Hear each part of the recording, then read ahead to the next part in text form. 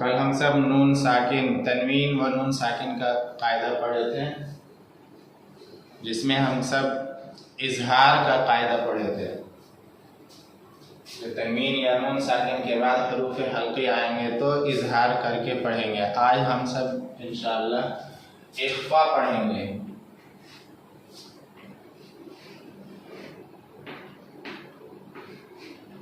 इख्फा, इख्फा के माने आते हैं छिपाने के। तो इख्फा क्या की तारीफ और किसे कहते हैं, ये सारी चीजें हम सब समझेंगे। तनवीन व नून साकिन का कायदा ही चल रहा है, तनवीन व नून साकिन।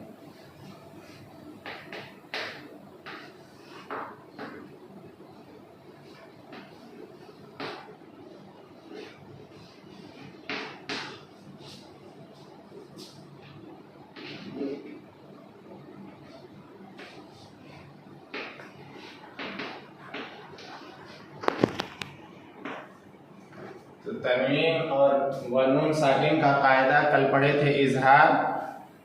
आज पढ़ेंगे कि तनवीन व नून साकिन के बाद हरूफ इख्फा का कायदा।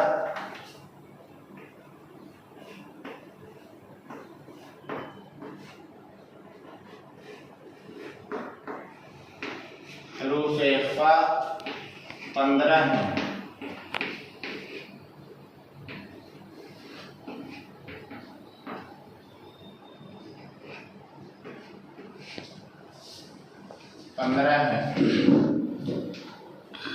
अलिफ बा ता सा जीम दाल जाल जा सीन शीन स्वाल ज़ाल ता ज़ा फा काफ काफ। 1 2 3 4 5 6 7 8 9 10 11 12 13 14 15। हरूफ इख्फा 15 है। ता सा जीम दाल जाल रा जा दाल जाल जा रा नहीं है, दाल जाल जा सीन शीन स्वाल ज़ा ता ज़ा फा काफ काफ। ये 15 हरूफ है। तो तनवीन व नून साकिन का कायदा पढ़ेंगे, इसका ग्रामर अप्लाई होगा रोज।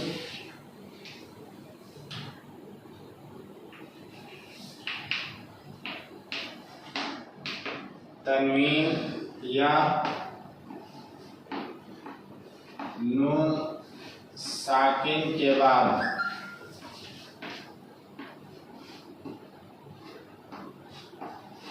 हरूफ इख्फा आए। तनवीन या नून साकिन के बाद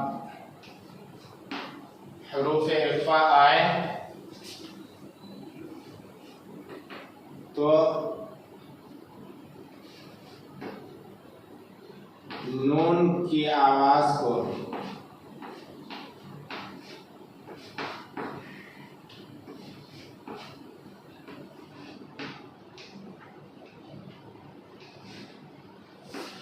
नाक में छिपा कर पढ़ेंगे।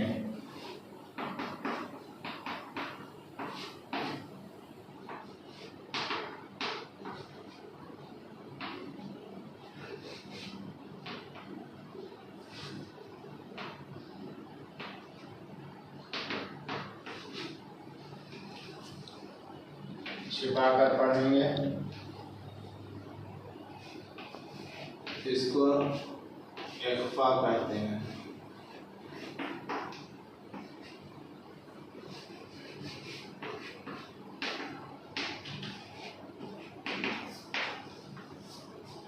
तनवीन या नून साकिन के बाद हरूफ इख्फा आए तो नून की आवाज को नाक में छिपाकर पढ़ेंगे।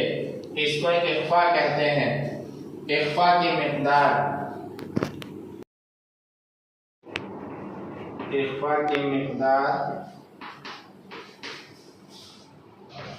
एक अलिफ है।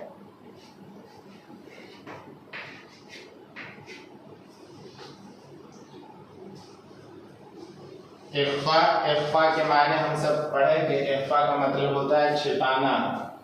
तो तनवीन और नून साकिन का कायदा पढ़ रहे हैं। हरूफ इख्फा जैसे हरूफ हल्की था 6, हमजा हा आइन हा गैन हा, ऐसे हरूफ इख्फा 15 है। ता सा जीम दाल जाल जा सीन शीन स्वाद ज़ाल ता ज़ा फा काफ काफ, ये 15 हरूफ इख्फा के हो गए। यही चीज तनवीन व नून साकिन, तनवीन या नून साकिन के बाद हरूफ इख्फा आए तो नून की आवाज को, नून साकिन या तनवीन दोनों में नून की आवाज होती है, तो नून की आवाज को नाक में छिपाकर पढ़ेंगे। इसको इख्फा कहते हैं।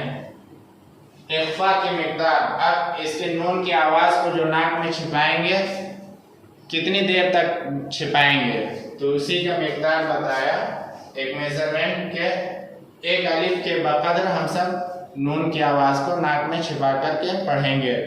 तो ये रूल्स ग्रामर हम सब सीख लिए, याद कर लिए। अब इसको प्रैक्टिकल करके देखते हैं कि लफ्ज में जब तनवीन या नून साकिन के बाद हरूफ इख्फा आएंगे तो हम कैसे उस हरूफ को, उन लफ्ज को अदा करेंगे, तलफ़ुज़ करेंगे।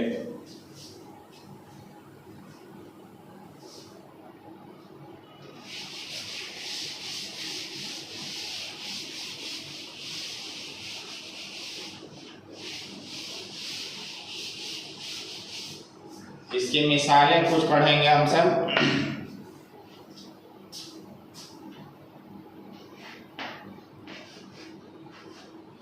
नारन ज़ाता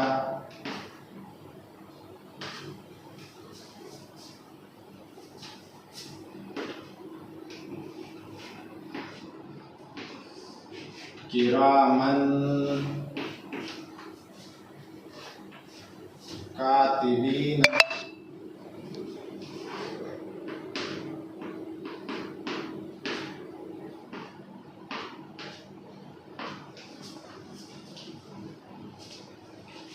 कुन्तु तुराबन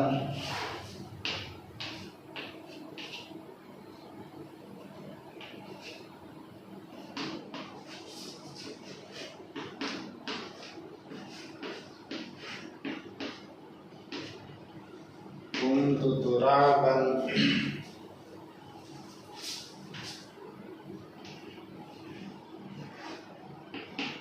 यती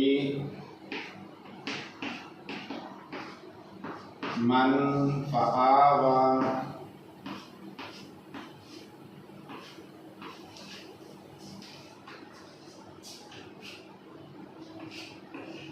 उन्सा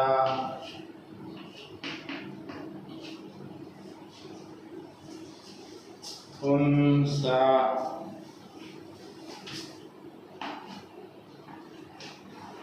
अन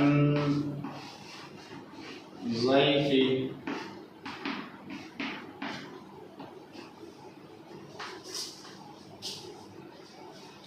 अंज़लना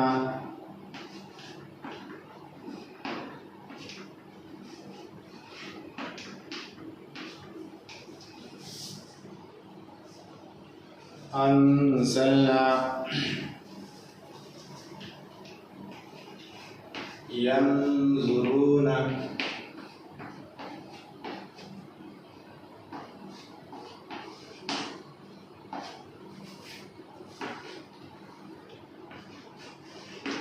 मिन सिज्जील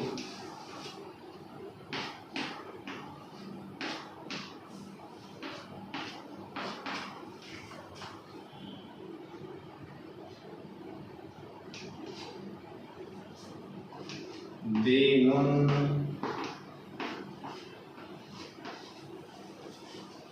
क़य्यिमा,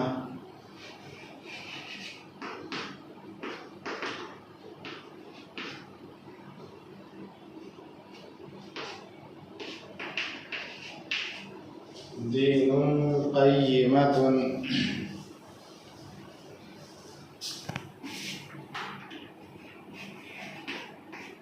मिन जूइन,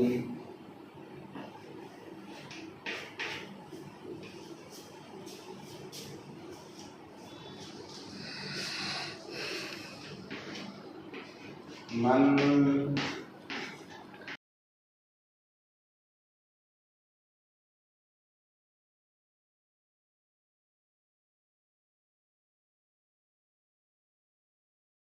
साकिन के बाद हरूफ इख्फा के 15 हरूफ में से कोई हर्फ आए तो इसका एग्जाम्पल, इसके अल्फाज हम सब सीखेंगे कि जब ये अल्फाज में आते हैं तो वहाँ पर कैसे इसका चलन होगा, ये कैसे लागू होगा अल्फाज में। तो यहाँ पे हम सब पढ़ रहे हैं नारन ज़ाता, तो तनवीन यहाँ पे आ रहा है रन, रा लिख दो ज़बर रन, तो यहाँ पे तनवीन आया है। अब तनवीन वाले हरूफ के बाद देखेंगे कि हरूफ इख्फा है कि नहीं है। तो इसके बाद रन, तनवीन के बाद जो हर्फ आ रहा है वो जाल है, और जाल हरूफ इख्फा के अंदर है। तो जब जाल है तनवीन के बाद, तो इस तनवीन में इख्फा का रूल्स चलेगा। तो इख्फा का मतलब होता है कि हम तनवीन की आवाज़ को नाक में एक अलिफ के बकदर छुपा कर पढ़ें, जैसे नारन ज़ाता, नारन ज़ाता। ऐसे ही आगे किरामन कातिबीना, किरामन कातिबीना, तो मन मीम में दो ज़बर है, दो ज़बर में तनवीन, तो तनवीन के बाद हरूफ इख्फा में से काफ आ रहा है। तो तनवीन के बाद काफ आ रहा है जो हरूफ इख्फा है, तो तनवीन में इख्फा करेंगे किरामन कातिबीना। ऐसे कुन्तु तुराबन, तो कुन्तु, नून साकिन आ रहा है, नून साकिन के बाद जो हरूफ है ता, ये हरूफ इख्फा है, तो इसमें इख्फा करेंगे कुन्तु तुराबन, कुन्तु तुराबन। ऐसे यतीमन फ़आवा, यतीमन, मन में तनवीन है, तनवीन के बाद हरूफ इख्फा फा है, तो मन में इख्फा होगा यतीमन फ़आवा। ऐसे ही उनसा, नून साकिन के बाद सा है, तो यहाँ पे इख्फा होगा उनसा। अनज़ैफ़ी, अनज़ैफ़ी, तो नून साकिन के बाद यहाँ पे ज़ाद है, ज़ाद, अनज़ैफ़ी। अनज़लना, अनज़लना, नून साकिन के बाद हरूफ इख्फा ज़ा है। हम अंडरलाइन कर दे रहे हैं, नीचे लाइन खींच दे रहे हैं ताकि वाज़ेह हो जाए और जहन में बैठ जाए कि यहाँ पे इख्फा कर रहे हैं और इसके बाद हरूफ इख्फा है, नून साकिन के बाद हरूफ इख्फा है, इसलिए नून में हम इख्फा करके पढ़ेंगे। यंजुरूना, यंजुरूना, नून साकिन आ रहा है, नून साकिन के बाद हरूफ इख्फा ज़ा, ता ज़ा, ज़ा है, यंजुरूना, इख्फा होगा मिन सिज्जीलिन, मिन, नून साकिन, उसके बाद हरूफ इख्फा सीन, मिन सिज्जीलिन। दीनुन क़य्यिमतुन, नून, नून साकिन, उसके बाद हरूफ इख्फा काफ, दीनुन क़य्यिमतुन। मिन जूइन, मिन नून साकिन, उसके बाद हरूफ इख्फा जीम, मिन जूइन, मन दखलहू, मन नून साकिन, उसके बाद हरूफ इख्फा दाल, तो नून साकिन में इख्फा होगा। तो ये एग्जाम्पल्स हो गए, मिसालें हम पढ़ लिए। ऐसे ही और भी कई सारे मिसालें हैं, तो इसको आप और अपनी जब कोई भी किताब पढ़ें तो वहाँ पर आप गौर करें कि कहाँ पे इजहार का रूल चलेगा, कहाँ पे इख्फा चलेगा।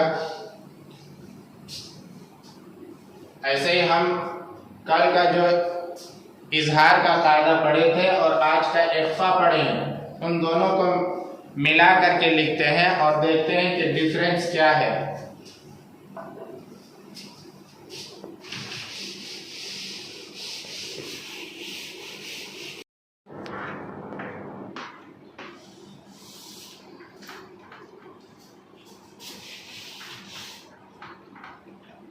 कल इख्फा पढ़े थे, कल इजहार पढ़े थे, आज इख्फा पढ़े, दोनों का मिला करके देखते हैं, एक इजहार का ग्रामर का और एक इख्फा के ग्रामर वाला, दोनों कायदे को मिला करके देखते हैं।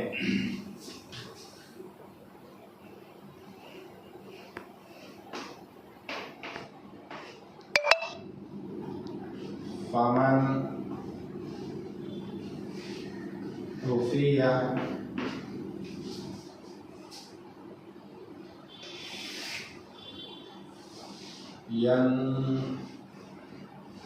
यनक़लिबु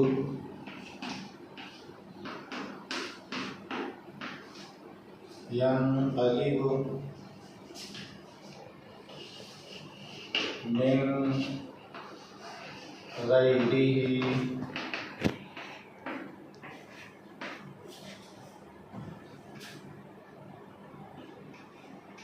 फमन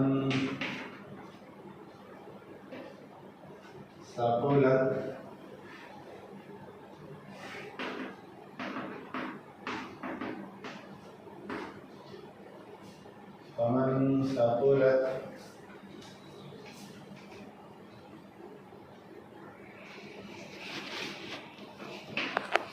अज़ाबुन ग़लीज़ुन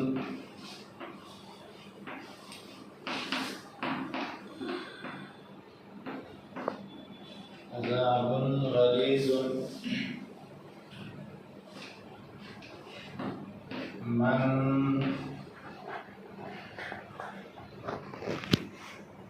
तग़ा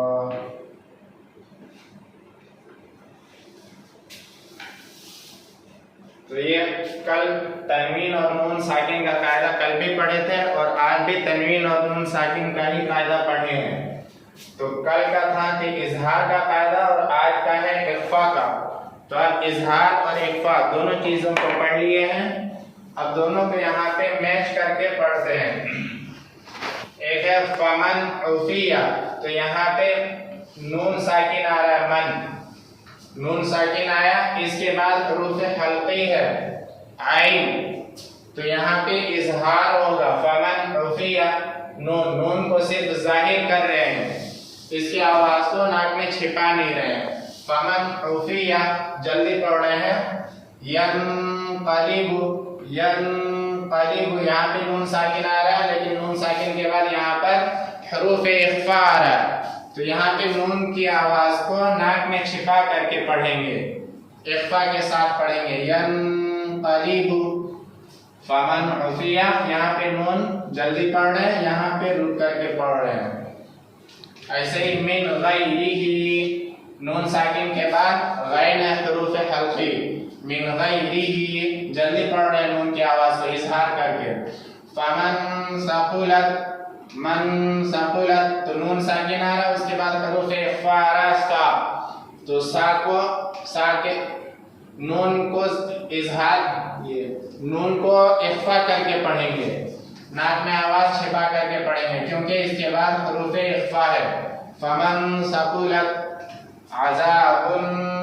अज़ाबुन ग़लीज़ुन, बुन तनवीन आ रहा है, तनवीन के बाद हरूफ हल्की गैन है, तो यहाँ पे इजहार करेंगे, तनवीन की आवाज को सिर्फ जाहिर करेंगे, छिपाएंगे नहीं। अज़ाबुन गलीजुन, जल्दी पढ़ेंगे। मन तगा, मन नून साकिन में रुक रहे हैं, इख्फा कर रहे हैं। मन तगा, नून साकिन के बाद हरूफ इख्फा ता है। तो हमने कल के सबक को और आज के सबक को दोनों को मिला करके मिसालों के साथ वाज़ेह कर दिया है। उम्मीद है कि आप सब अच्छे से समझ गए होंगे। तो आज का जो ग्रामर था, डेली हम सब पढ़ाई कर रहे हैं, कुछ नई चीज़ें सीख रहे हैं। तो कुरान को कैसे पढ़ेंगे उसके लिए ये हरूफ और ये रूल्स, ये सब ग्रामर को सीखना ज़रूरी है। ये चीज़ सीख लिए। अब इसके बाद हम सब कल जो है नमाज के शराइत सीख रहे थे। नमाज के शराइत,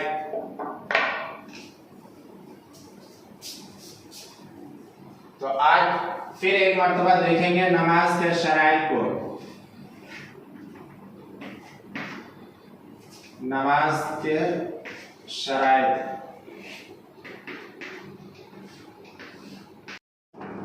तो शराइत नमाज बोले या नमाज के शराइत एक ही चीज है।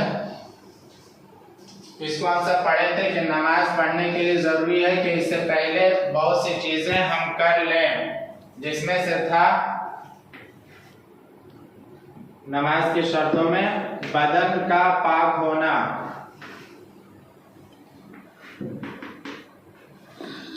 बदन का पाक होना। नंबर 2 था जगह का पाक होना।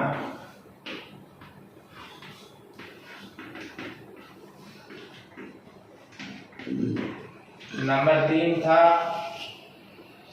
कपड़े का पाक होना।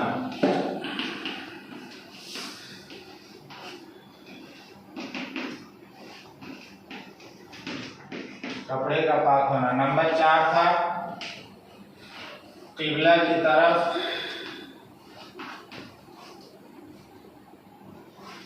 रुख करना।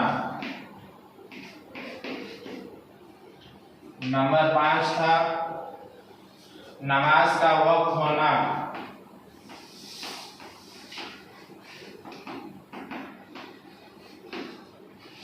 वक्त होना। नंबर 6 नियत करना।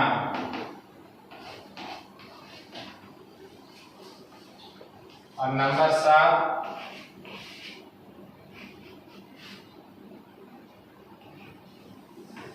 सतर का छिपाना या ढांपना। सतर का छुपाना। एक और था कि नंबर 8 वुजू का होना।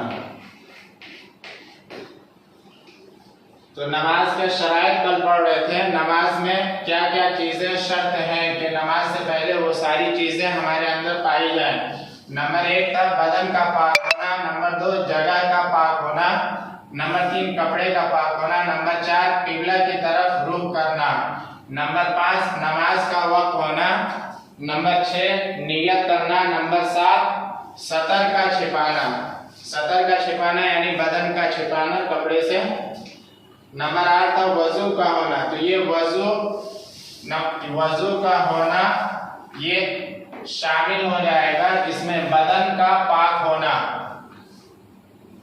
जैसे बदन हमारा पाक हो गुस्ल से, ऐसे ही बदन हमारा पाक हो वजू से, यानी बावजू हम हो, वजू हमारा टूटा हुआ ना हो। तो ये वजू का जो शर्त है ये बदन के साथ ही आ जाएगा, अलग से नहीं आएगा। तो वजू के ये नमाज के जो शराइत बचे वो 7 हैं। 7 शर्तें हैं जो नमाज पढ़ने से पहले जरूरी है कि ये सारी चीजें पाई जाए। तो इसमें बदन का पाक होना। और बदन का पाक होना इसको समझेंगे डिटेल से। जगह का पाक होना समझ लिए थे कि जगह पे कोई गंदगी वगैरह ना लगी हुई हो, कोई नजासत ना हो, कपड़े पर कोई नजासत ना हो।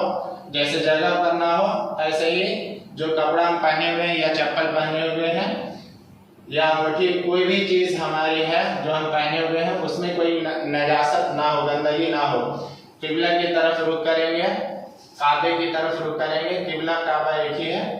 नमाज का वक्त होगा तभी वो नमाज होगी, वक्त नहीं होगा तो नमाज हम पे फर्ज ही नहीं है।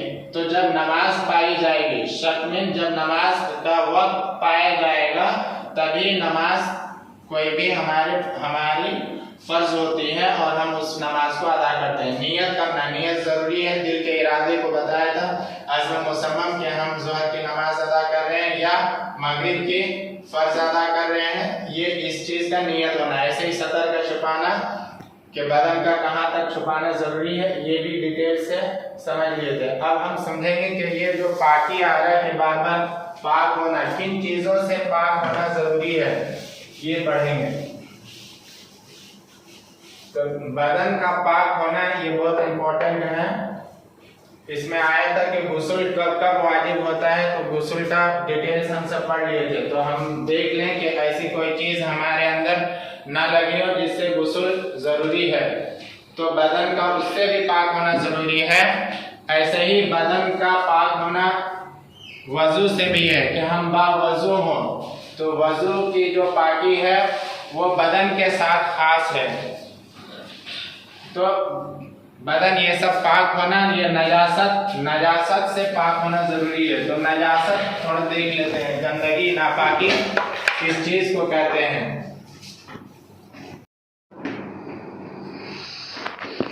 नजासत इसके माने गंदगी के आते हैं या नापाकी के। नजासत अरबिक लफ्ज है, इसके माने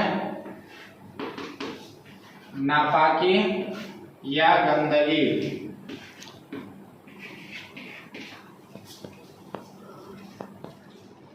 इस नजासत की यानी नापाकी या गंदगी, ये तो हो गया कि लफ्ज की मीनिंग हो गया। अब ये नजासत, इसकी तारीफ इस्तिलाह में हम सब क्या समझेंगे कि ऐसी चीज या ऐसी सिफत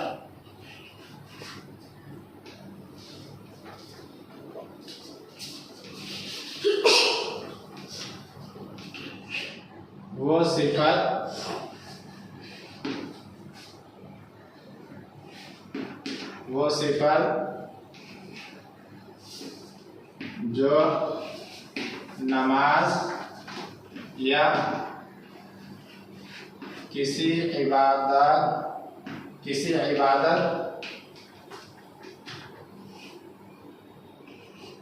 के करने में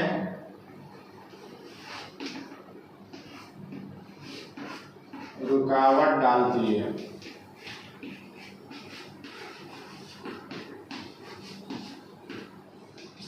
तो नजासत वो सिफत या वो चीज जो नमाज या किसी इबादत के करने में रुकावट डालती है, ऐसी चीज को हम नजासत या नापाकी कहते हैं।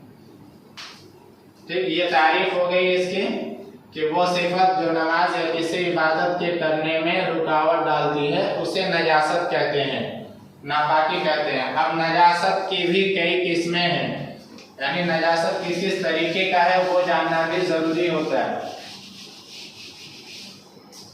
तो नजासत के दो किस्में हैं।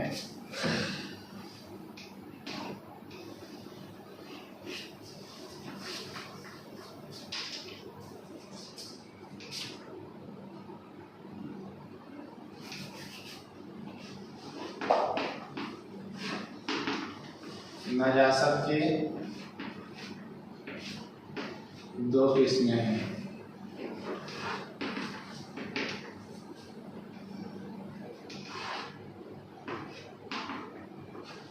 नंबर 1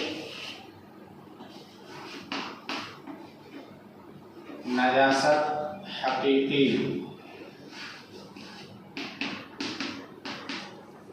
नंबर 2 है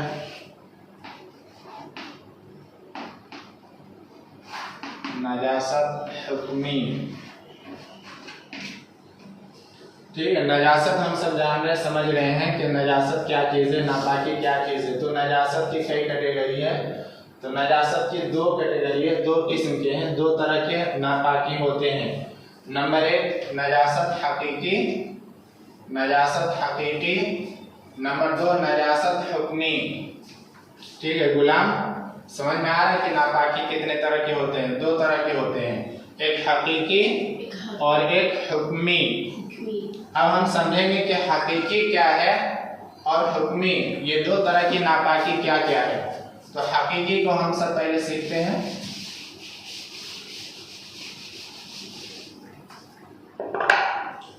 नजासत हकीकी,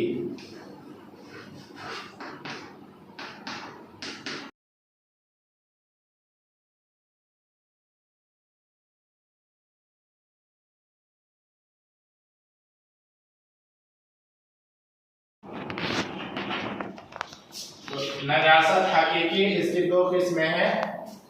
नंबर एक नजासत हकीकी है क्या? तो नजासत हकीकी वो है जो बज़ाहिर देखने में आए, यानी ऐसी नजासत जिसको हम देख सकते हैं, दिख सकता है, जिसके अजसाम होते हैं। ठीक है, तो इसके अजसाम यानी जिसके जिस्म हो, जैसे गोबर वगैरह है या पाखाना वगैरह है, ये सब नजासत हकीकी की कैटेगरी से है और ये हमको दिखने में आती है। तो नजासत हकीकी की ये तारीफ है कि जो हमें देखने में आए। इसकी भी हकीकी की भी दो किस्में हैं। नंबर एक हकीकी गलीजा,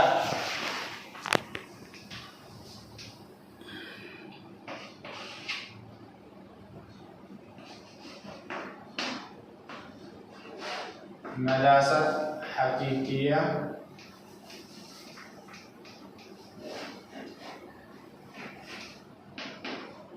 हकीकिया गलीजा।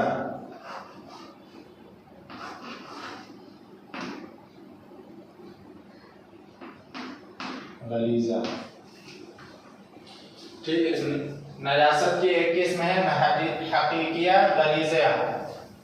नजासत हकीकिया गलीजा, गलीजा जो बिल्कुल गाढ़ा जिस्म हो, जैसे कि बताया इंसान के जिस्म से जो भी गंदगी निकलती है, जैसे किसी भी जख्म से पानी निकले या मवाद निकले या पीप निकले या खून निकले, ठीक है, ये सब नजासत गलीजा है। ऐसे ही हलाल जानवरों के जो गोबर हो गया गाय वगैरह का या मुर्गी वगैरह का नजासत हो गया, जो बीट वगैरह करते हैं उसको गलीजा कहते हैं। नजासत हकीकिया गलीजा, ये सब गाढ़ा होता है, देखने में आता है। तो इंसान के जिस्म से जो भी नजासत गंदगी निकलती है, चाहे वो खून हो, पेशाब हो, पैखाना हो या फिर जो है मवाद हो, खून हो, कहीं भी जख्म से वगैरह से पानी निकले, पसीना नापाक नहीं है। बाकी और जितनी उल्टी मुंह भर करके उल्टी हो जाए वो भी नजासत गलीजा है। ठीक है, तो ये एक नजासत गलीजा हो गया। इसका हुक्म क्या है, इस पर हुक्म क्या चलता है? ऐसा नजासत अगर हमारे अंदर पाया गया कहीं भी बदन में या कपड़े में, तो उसका धोना जरूरी होता है।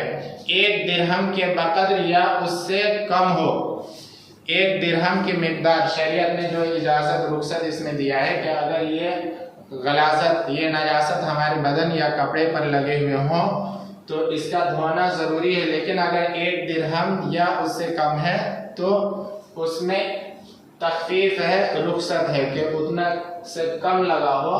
और हमको पता नहीं था, हम नमाज पढ़ लिए तो उसमें जो है नमाज हमारी हो जाती है।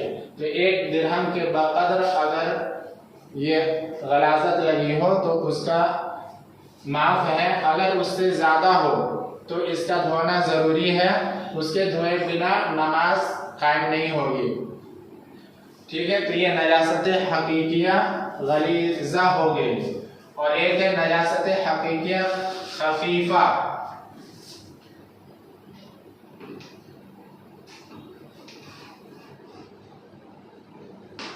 खफीफा खफीफा है हलाल जानवरों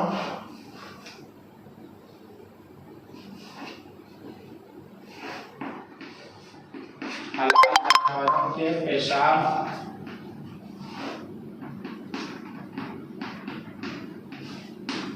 और परिंदों के बीट।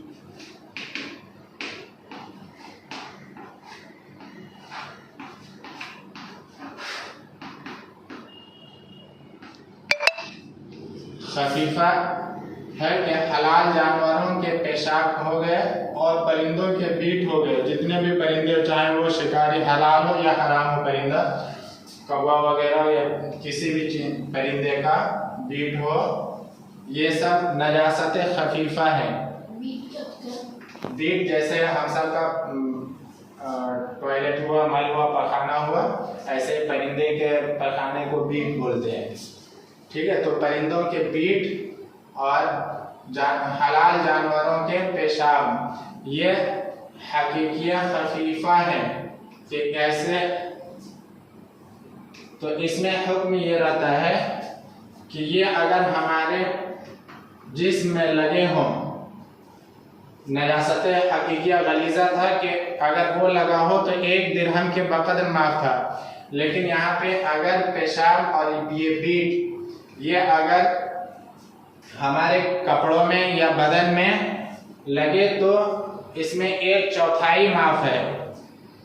यानी जैसे आस्तीन है, आस्तीन में इसको 4 भाग करेंगे, 1/4 हिस्सा, चौथाई हिस्सा में अगर लग गया है उसके बकदर है, तो ये उसके साथ अगर नमाज पढ़ लिए तो नमाज हो जाएगी। लेकिन अगर 1/4 से ज़्यादा है, चौथाई हिस्सा से ज़्यादा है, तो उसका धोना फर्ज होगा, ज़रूरी होगा। उसके साथ नमाज पढ़ेंगे तो नमाज नहीं होगी। तो ये है नजासत हकीकिया खफीफा। और एक है नजासत हकीकी की, ये 2 किस्म हम सब पढ़े। पहला था गलीजा, दूसरा खफीफा। ऐसे ही नजासत हुक्मी एक है। नजासत की 2 किस्म पहले बोले, हुक्मी, इसकी भी 2 किस्में हैं। नंबर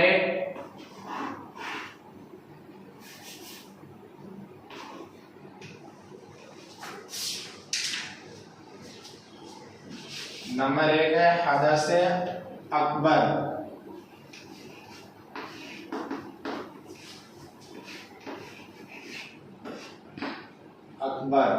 नंबर 2 है हदस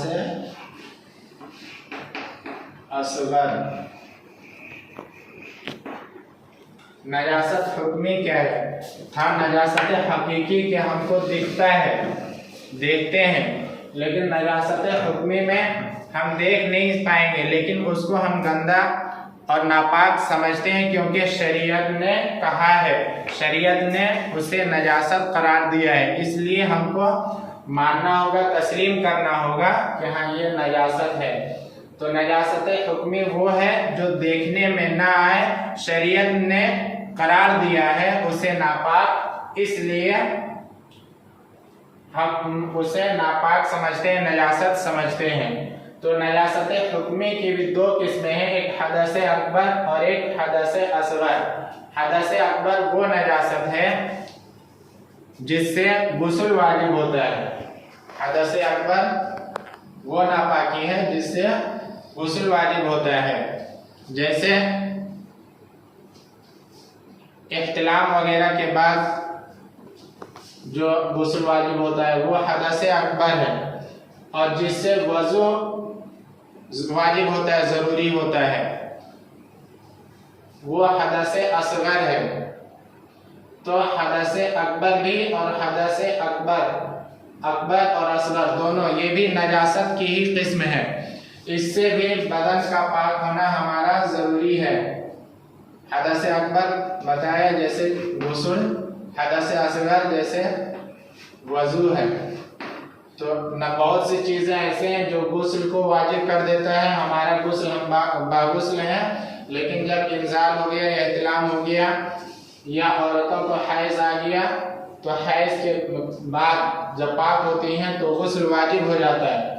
तो बिना गुस्ल किए अगर उस वक्त नमाज अदा करेंगे तो नमाज नहीं होगा। ऐसे ही हदस असग़र हमको जैसे वज़ू टूट जाता है, नींद सो जाए, हम बिस्तर पर सो जाए या टेक लगा कर सो जाए या पेशाब वगैरह कर लें तो वज़ू टूट जाता है, तो हदस असग़र हमको लाहिक हो जाता है। यहाँ पे हमको नापाकी कोई दिखती नहीं है, लेकिन शरीयत का हुक्म है, इसलिए हमको मानना है कि हम नजिस हो गए, नापाक हो गए, हमको पाकी हासिल करनी होगी।